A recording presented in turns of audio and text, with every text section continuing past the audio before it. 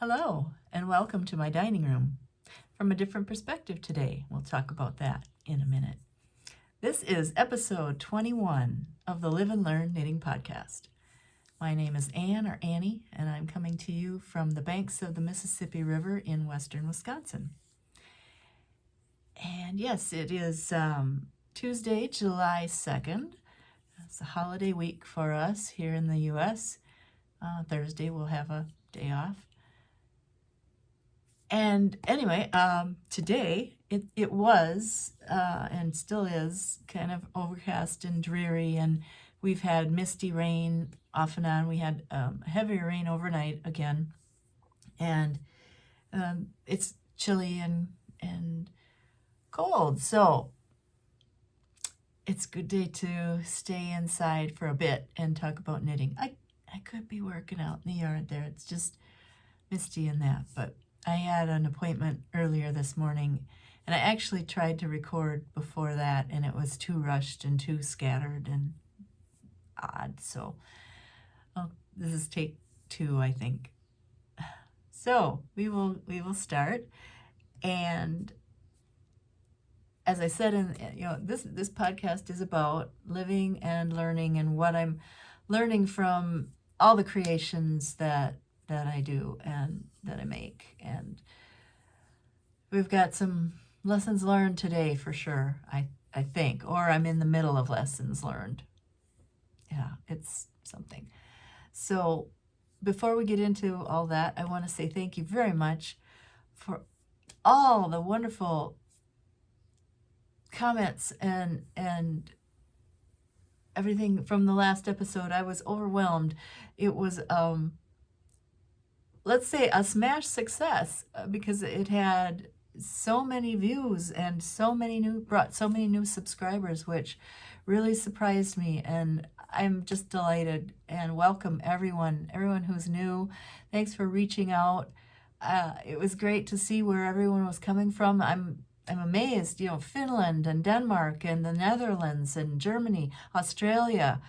Who knew? Oh, I mean, this is nothing new, that the internet, we can, talk to everyone all at once. It's great.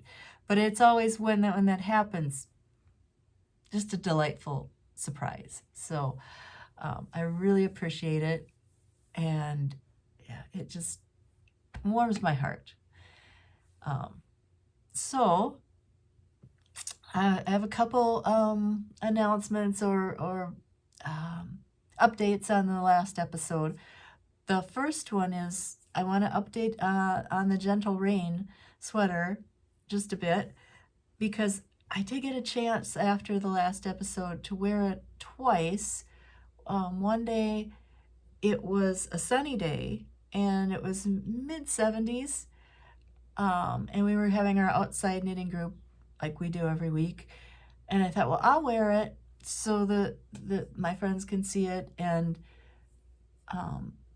it was, like I said, it was sunny and warm, and so when I was biking around town in the sunshine, I did start to get a little warm. But as we sat there in the shade, and it was very breezy that day, I did not get overheated, even though it was alpaca merino. I sat there for probably a couple of hours before I started to feel a bit like, oh, I've got a heavy sweater on, I should change, So that was really good.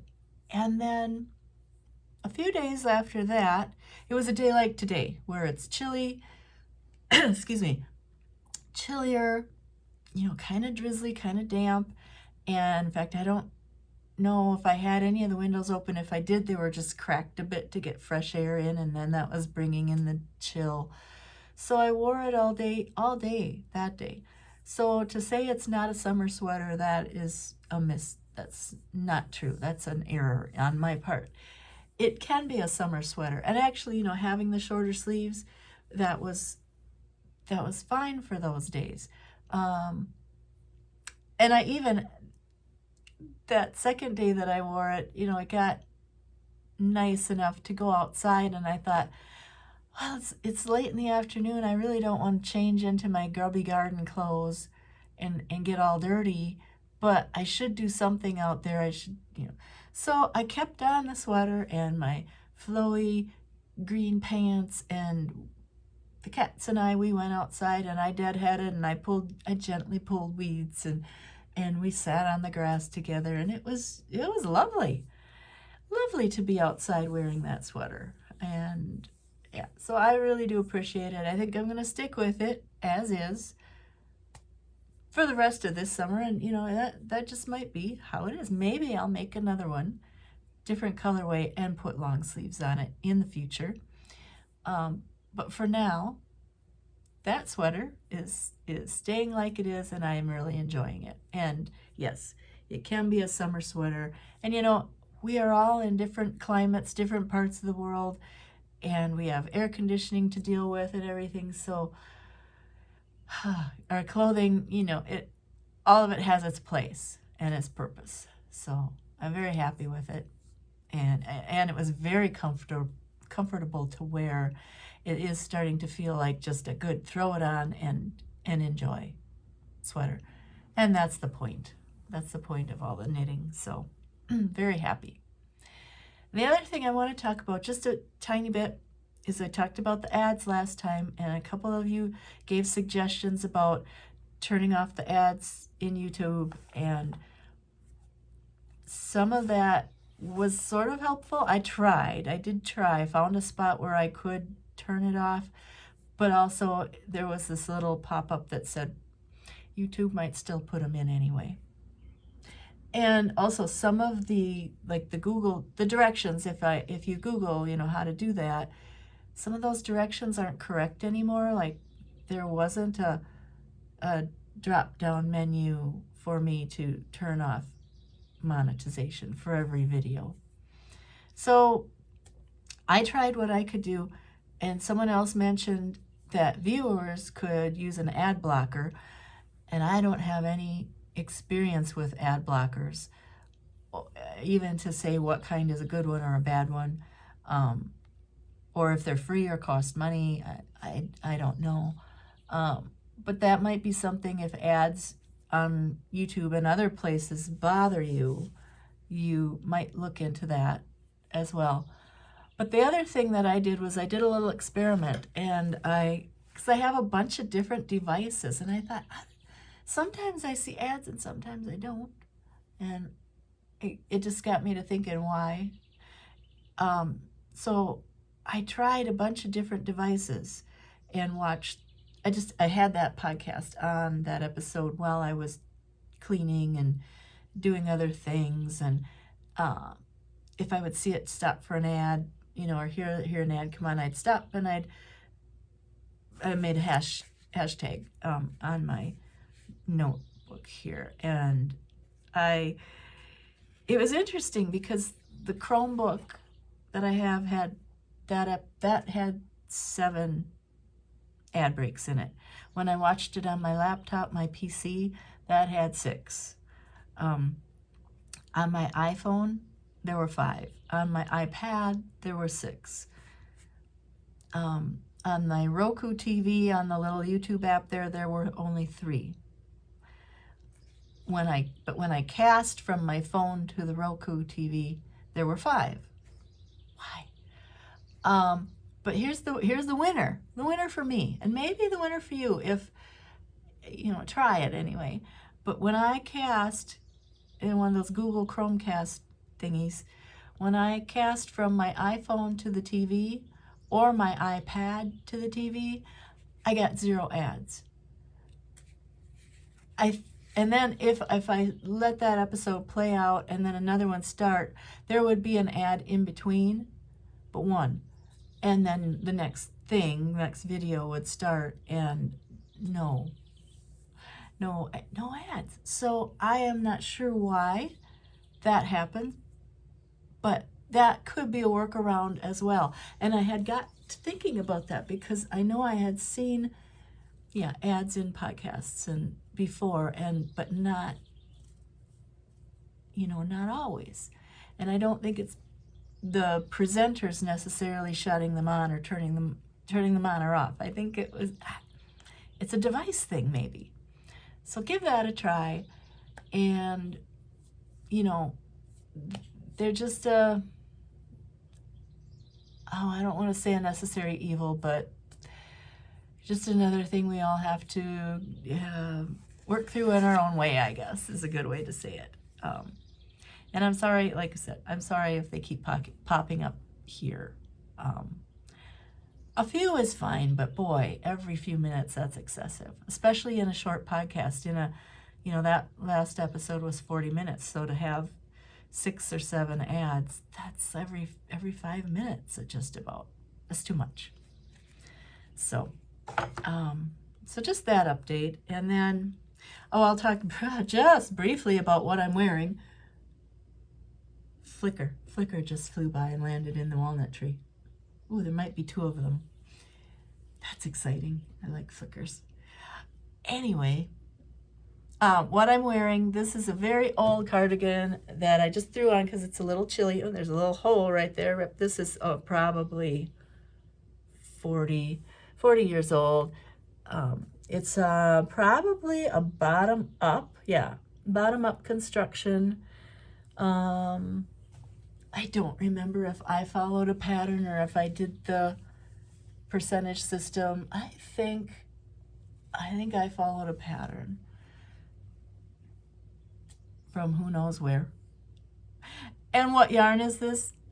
I don't know. It's a Bernat yarn. It's Bernat yarn from the 80s. The pattern is from the 80s. It was probably in one of those Simplicity knitting magazines that I talked about eons ago.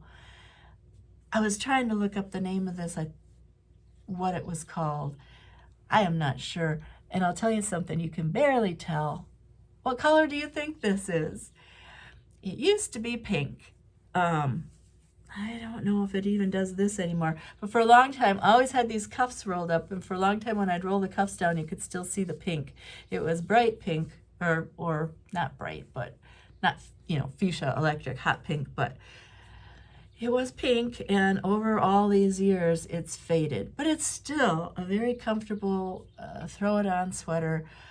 This one, I always felt like, well, for one thing, I think my buttonholes were a bit loose, or the buttons were a bit small, and it can, pop open on its own from time to time, but it can also stay pretty well.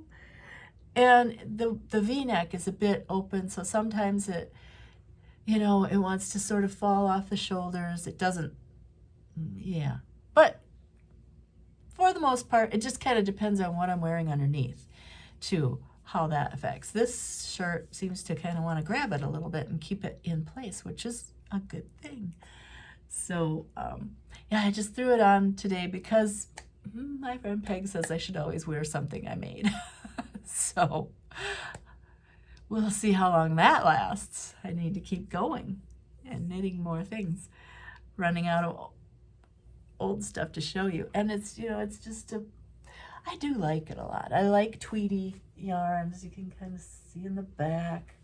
Anyway, just your plain everyday vanilla sweater, raglan sweater. So I threw that on because it is chilly in here. So today's project, this episode could be called A Tale of Two Sweaters. A tale of two sweaters that is actually only one sweater. And I had a better title when I thought, okay, this is what I'm going to talk about next time. I had a great title off the top of my head. I don't think that was it.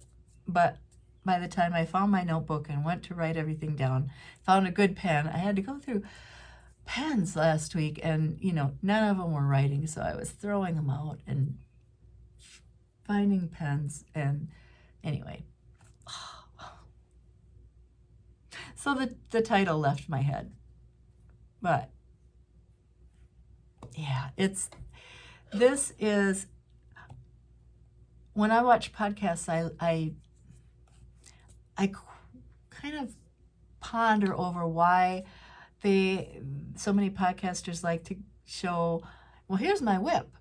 These are all the whips I'm working on. And then the next episode, here are all the whips I'm working on. And it's the same stuff. And they've maybe done 2 inches. And, or, sometimes they've made more progress. But it's like, and because then they go and tell the whole story again about that whip, and it's like, I heard that last time. I want to hear something new, something different. Or here's the whip, and this is what happened that was important, was significant to me about it,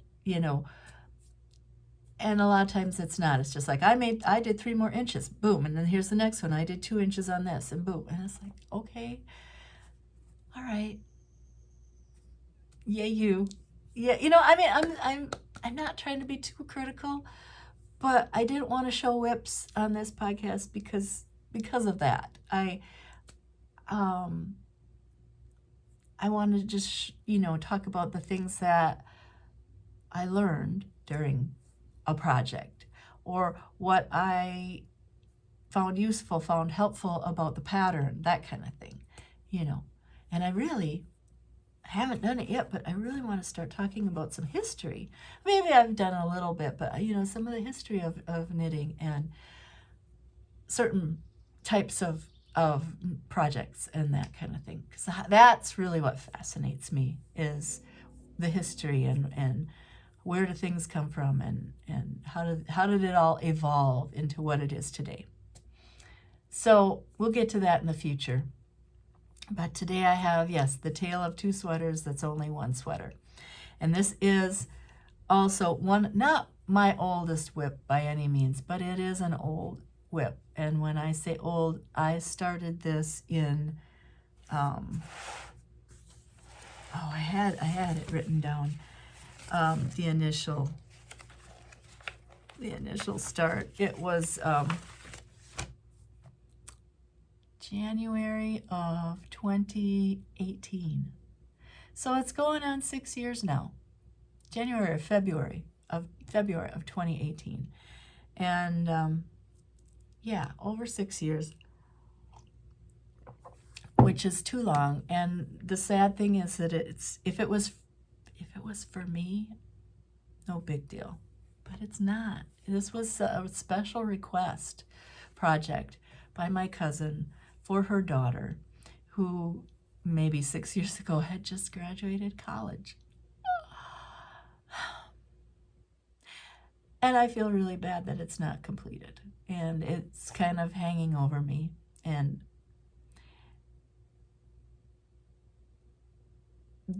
this is more what I'm learning about this project. I'm learning about the mental challenges of knitting. And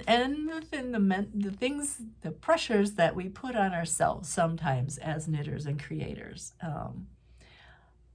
I like to do commissions for people. I think sometimes it's a challenge when they say, can you do this for me?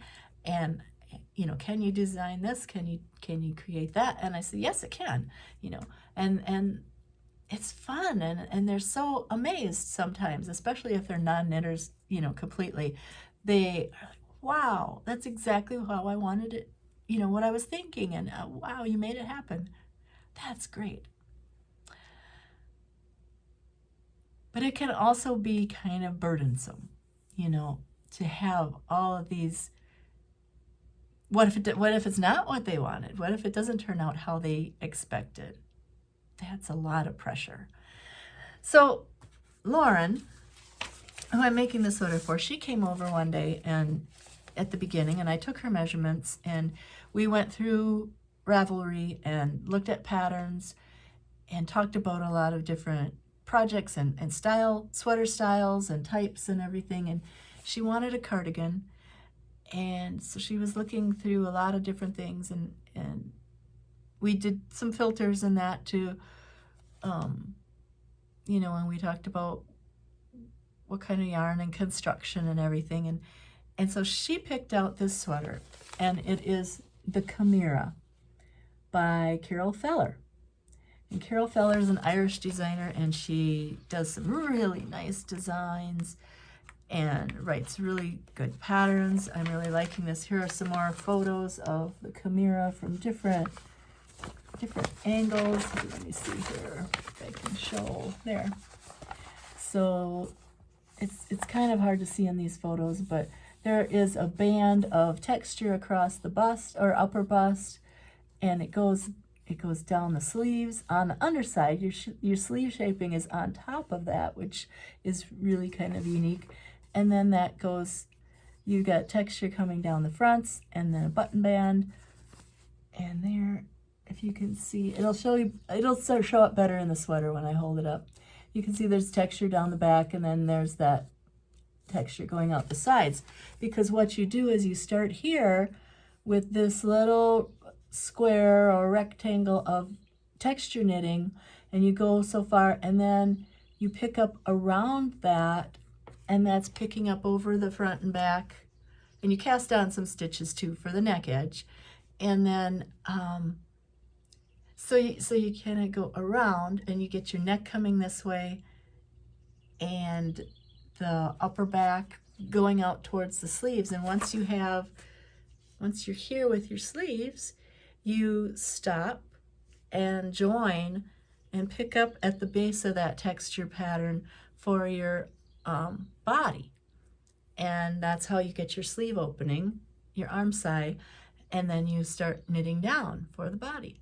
And you put in just a little bit of increasing flares, just ever so slightly. It's not very many stitches, but it's got some slip stitches to kind of set off that texture pattern, and I've made a phony seam under there with the slip stitch. And so then you've got two arms to knit down. So when you're knitting that for someone else and you need to try it on, you end up knitting in 3 directions all at once, kind of thing. So this is the red sweater. And some of my friends, my online friends, have heard about this red sweater more than they probably care to. And I asked them, I said, you need to keep me motivated to finish this sweater and keep after me so that I finish it. And you know what? That didn't even work very well, because here I'm still trying to get it finished. But this is the back, and look at that beautiful texture pattern. It's kind of a chevron, and that center panel is 2 repeats. And so you can see where I started, and then you pick up along here for the sleeves, and you can see then too. Oh, I shouldn't put it in my mouth. There's the where you pick up and you start working down for the body. And so here's one sleeve, just about finished, and I think that's the little marker there is from where I might have stopped decreasing. And you can see the stitch pattern is actually on both sides of the sleeves. And then here's the front. Let's see if I can show this. So there's the front. Isn't that, it's lovely. It's a lovely pattern. And when I started knitting it for Lauren, I thought, oh, I want to knit this for myself too. I want to make one in my size. And Lauren is, a young lady. So it's a smaller size, but it's just lovely. And there you can see the phony seam going down. So I have quite a bit of this done. Quite a bit of it. And I worked on it. And Elaine, Lauren's mom, said, my cousin, she said, I understand you have other stuff going on and it's not going to be a fast project. Maybe she should never have said that, because 6 years is pretty not fast at all, is it? Oh, it's not fast. Well, I worked on it off and on, and I fits and starts, and I made good progress, and then I'd stall, and yeah, I was doing other stuff. I did have other commissions for other people to work on too.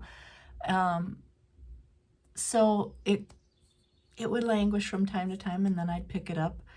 And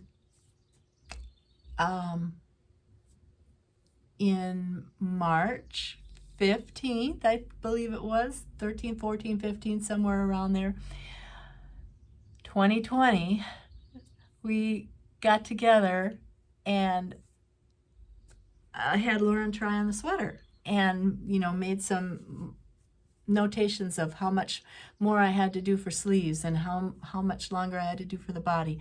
And kind of figured that any changes in chest size that I needed, I could do with the button band.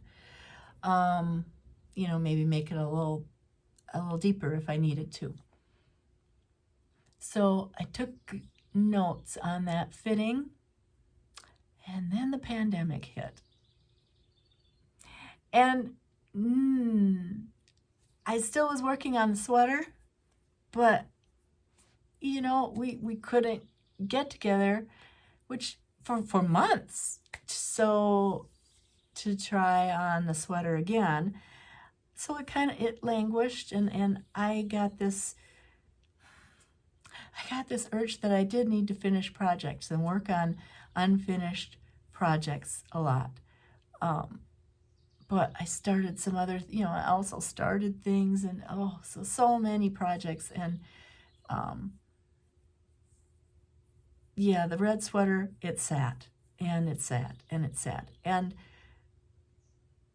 I picked it up again, and I did work on it quite a bit, but it just seemed that as it sat, and it doesn't look so bad when I hold it up to the camera.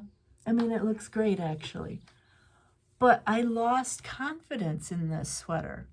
I thought, this has been sitting around, it looks a bit shop worn. You know what I mean? It looks like it's been handled a lot, and it has. And maybe a good cleaning once it's finished would take care of that. What if it wouldn't? What if it doesn't? So there was that kind of issue with it. And also, one of the things, there's just so much trepidation I have with this sweater, so much angst, so much.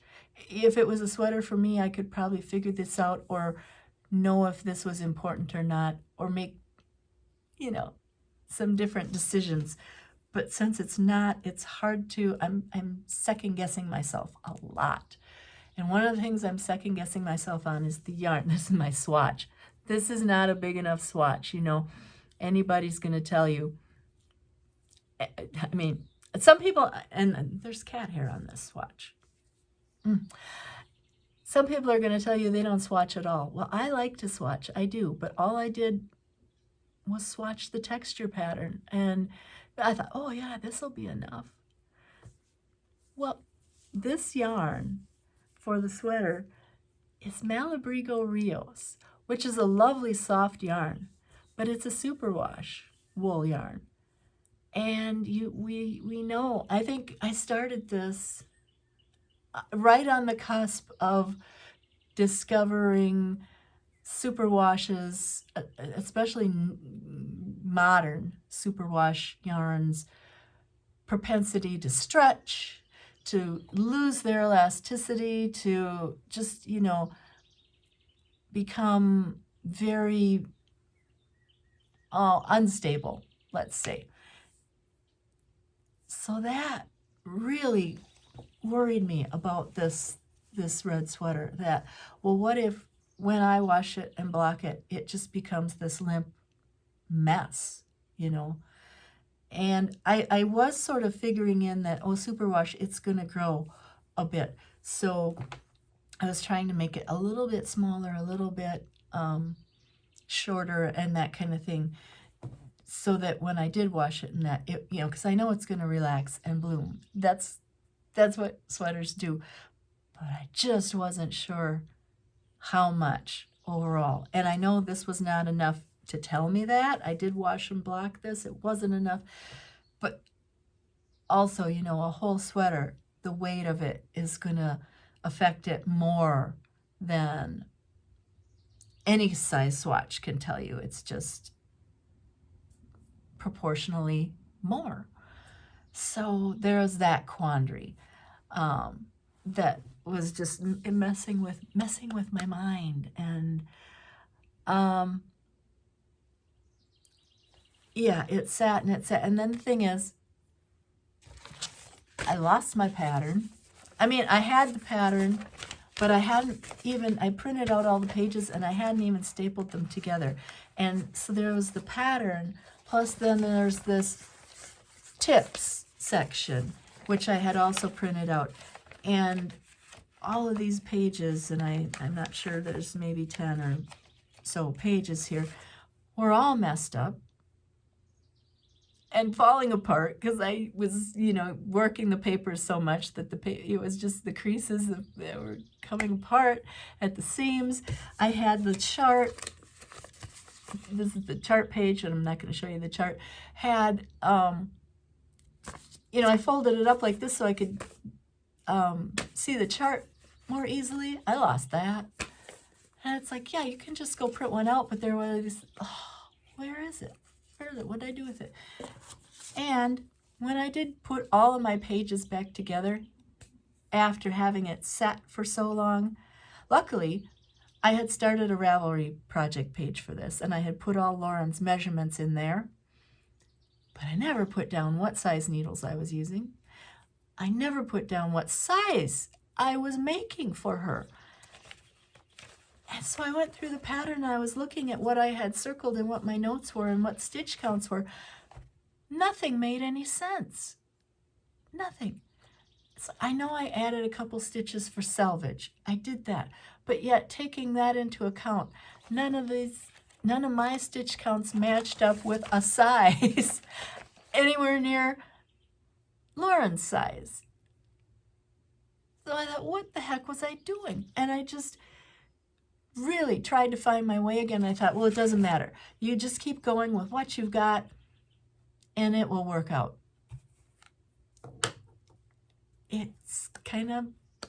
It bothered me too much to do that. It really did. Because I just thought, I'm lost on this project. And that is one of the pitfalls and, terrible things that can happen when we let something languish too long.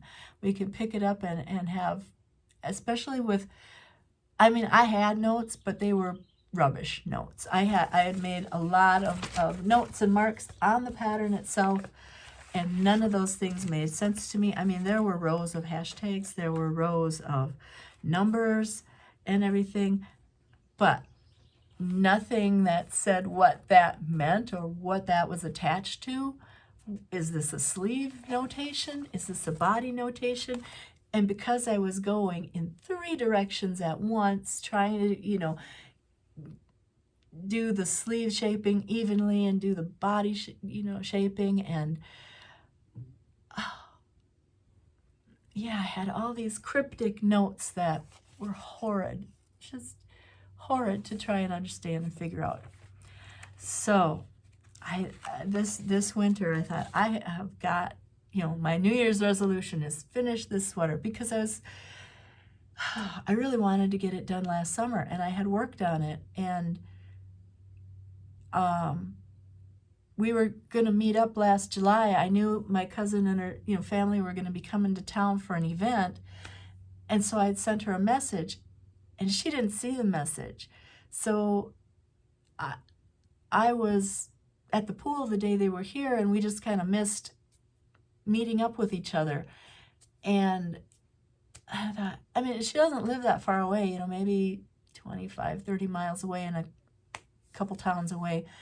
But for some reason, we just don't get together that often. We don't see each other. And it's me. I'm just sort of being, a procrastinator, absolutely, and apprehensive about this. And, isn't that how it goes? The fear of not knowing something can paralyze us. And that is, obviously has taken over on this project, for sure. So when January rolled around, and I thought, I really need to finish projects and not start new projects, even though I started a bunch of new projects after this. I thought the best thing for me to do, because I had plenty of the Malabrigo Rios, we bought 10 skeins, and I didn't think I would need all 10, but we got 10, I believe, 8 or 10. I'd have to look back and see now how many. But we went to the yarn store together and picked this yarn out. So That was sort of my fault for steering her in the direction of a superwash yarn in the first place, wasn't it? Ah, yeah. So, and it's lovely yarn. It feels great. I'm just, yeah, apprehensive on how it's going to wash and wear. So I had enough yarn. My thought was to just start the whole sweater over again. This is, let's see, old sweater, new sweater. Old version with, you know, good progress and good production, but no clue where I'm at on it. So yeah, I started the whole thing over, and I figure, you know, here's a ball of yarn stuck in this sleeve opening. So I haven't done much on the sleeves at all after the, you know, split for sleeves, and I went a little bit. I think I went down to the end of one of these texture repeats. Isn't that just gorgeous texture? And there's cat hairs on there, sorry. But it's just a beautiful texture pattern. And even that, when I first started this, and like I said, here's her, you know, she has a little chart with her texture pattern, and there's nothing difficult about it. But there are places where you're working the chart back and forth, and there are places where you're working it in the round. And I look at this chart and I thought, oh, back and forth. Well, it's knits and purls, so it's going to be purls and knits, and they're mirroring each other. And oh, I have to wrap my head around this. So I actually, at the very beginning, got out some graph paper, and I was trying to work the chart so I would have a reverse side to look at. And I did that. And I realized that the chart is actually reversible. You can knit, doesn't matter if you're on the front side or the back side, you work the chart from right to left, every row, and it's because it's mirroring itself. But all of those knits and purls in the different directions were just throwing me off, you know, until I realized that. And once I realized that, it's like, how clever is Carol Feller for coming up with this wonderful texture chart that looks complicated, but it's not. I love that. I love that a lot. So I picked up the sweater and I started working on it again. And yeah, I put it down to do the test knit for the Plata. I put it down to do the test knit for Gentle Rain. And I put, you know, last summer I was making hats, did those test knits. It's like, stop asking for trouble, Anne. You know, take care of your unfinished projects. Take care of things that you made a commitment to do for other people. So this is why I want to talk about this whip today, because this is my constant companion now. Right now, since I finished Gentle Rain, I cross my heart. I am not going to sign up for any more test knits, no matter how seductive they are. I am not going to start any big projects for myself, no matter how much I want to. And you know, I've bought yarn to do new things, and I have yarn upstairs to do things I want to do, but no more new stuff. The only thing I work on are some little bitty quick palette cleansers, if you will. That's the only thing I'm allowing myself to do until I get this sweater finished. And I tell you, it's July. Thank goodness for air conditioning, although I have only had to have it on 1 day or 2 days this summer. But this is a worsted weight merino sweater. It's not, and it's, you know, it's a cardigan, big cardigan. It's not comfortable to knit on in the summertime, but I'm going to do it. And I am really going to work on it. I mean, I need to do these marathons. I also need to stop looking at my phone and work on this and put the phone down, put the screens away, and just do, movie marathons or something and concentrate on this project.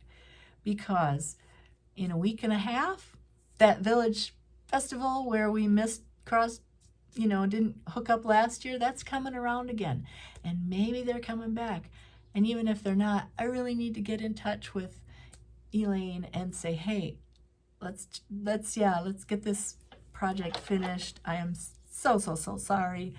And yeah, get another fitting and get it done. So I've told you all about it.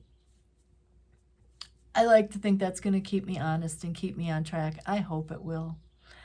But I'm not going to talk about this every episode. The next time you see this sweater, it will be done.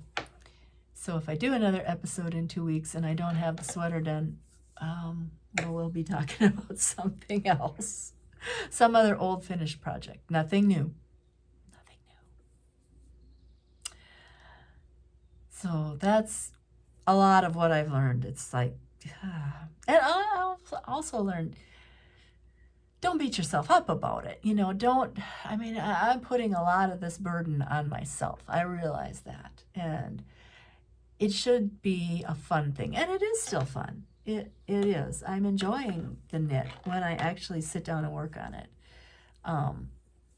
Especially now that, here's my tip for the day. I did this in January when I started this, but once I got all these pages printed out again and stapled together, I stapled some blank notebook paper on with it also several pages, more than I need, 4 pages. But then I did write down, no, I'm not going to rely on Ravelry that I've stuck it in there. I have little knitting notebooks, with project notes for a lot of projects. And some of Lauren's notes are in one of those. But, those either get stuck with another project in a project bag, or they get, put in different places. And at first I only had one and it was almost filled up, so I started a new one or something. Like there are too many floating around out there right now. Or just little, where I had sheets of paper like this, or a little notepad, something like this, and it's gotten misplaced or lost, or the notes on it are way too cryptic. So I tried to do better note taking, even to the point of look at this stitch count. Wah wah. It was off. After I picked up and was working down.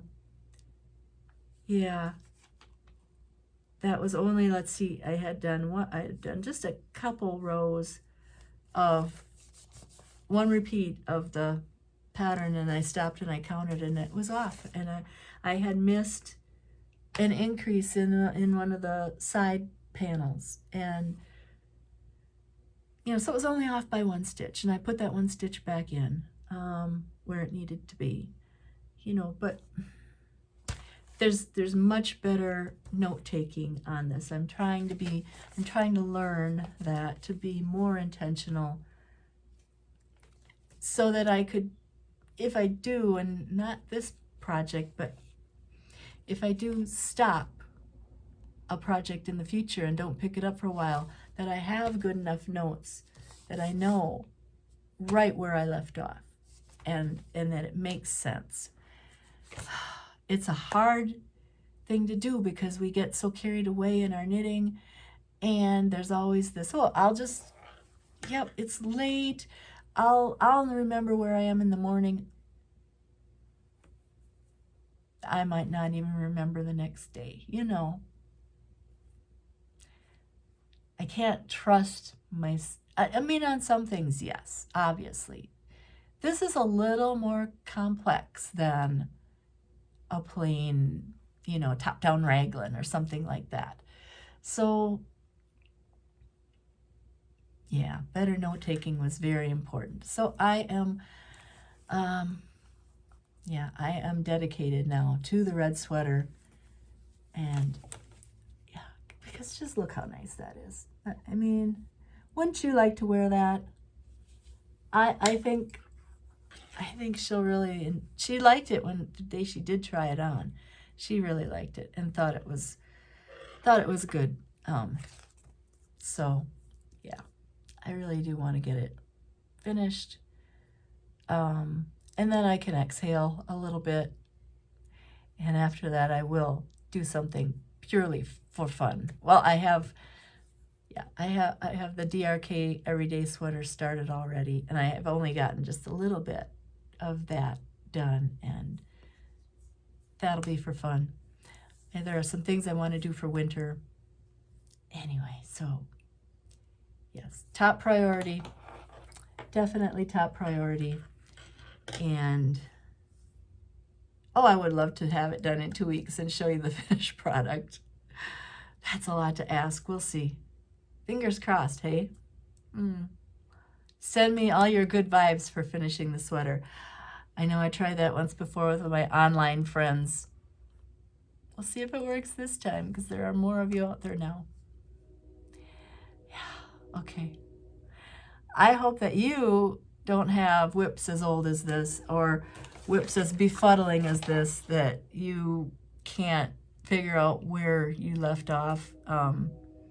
If you do, just take a breath. Try and figure it out. It's only knitting. We all, just do the best we can, right? And yeah, sometimes there are times to just cut bait, call it a day, say that's not happening, and just stop. I can't do that with this. Maybe if it was something for me, I would still just redo it, I think. There are projects I've thrown away that it's just like, nope, don't love it anymore. For whatever reason, this isn't working. No, this isn't one of them. This is definitely worth it. So I'll keep going. So I hope you keep going too. Enjoy your knitting. Enjoy the summer, or whatever kind of weather you have wherever you are. And we will see you back here in a couple weeks. And who knows what we're going to be talking about then. It'll be good. Thank you. Bye-bye.